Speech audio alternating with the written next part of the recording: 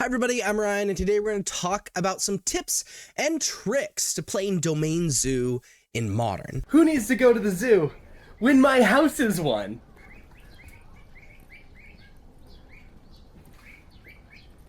Help. And we jump right into it with Kavu stuff.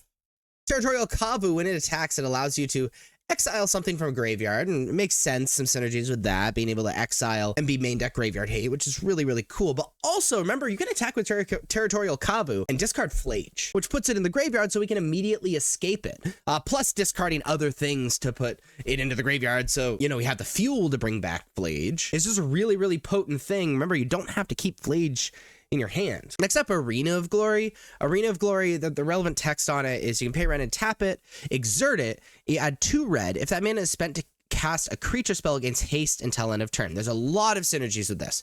The most obvious one and the most powerful one is with Flage Titan of Fire's Fury. If you just use those 2 red for the 2 red to escape Flage, you get to bring Flage back, trigger Flage, and then it can immediately attack, get another trigger, which is 12 damage if there's nothing you want to kill, and you can just kill 2 things and you gain 6 life, which is just so good. In addition, notice it gives 2 red, so if you use that red, that thing gains haste, and the red can be used on different creatures. So for example, you can cast a Ragavan with the red and a Territorial Kavu with the red, and both of them can attack. And so seeing those lines with Arena of Glory, I think it separates like good players of Domain to like medium players of Domain. So I think they're very hard to miss. The nut hand of the deck is centered around Leyline of the Guild Pact, which makes all your creatures all colors is one of the relevant texts of it. The other relevant text is all your lands are all basic land types. The lands being all basic land types means that Wild Nacatl is always a 3/3,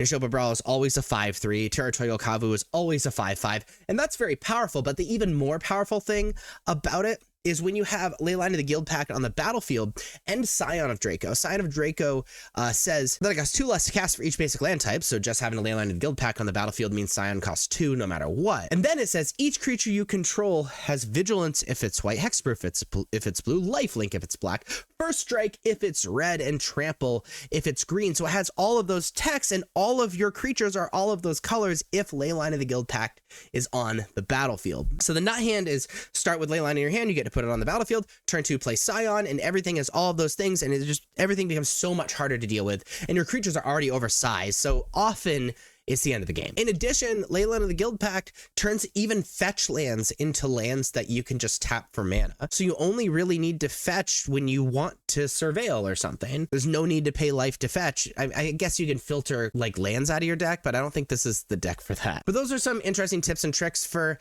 the turn creature sideways and burn opponent's face deck of Domain Zoo. If you like this video, please be sure to like and subscribe. Check me out on social medias. Links are above me and in the description. Thank you so much for watching. I'll see you next time. Bye-bye.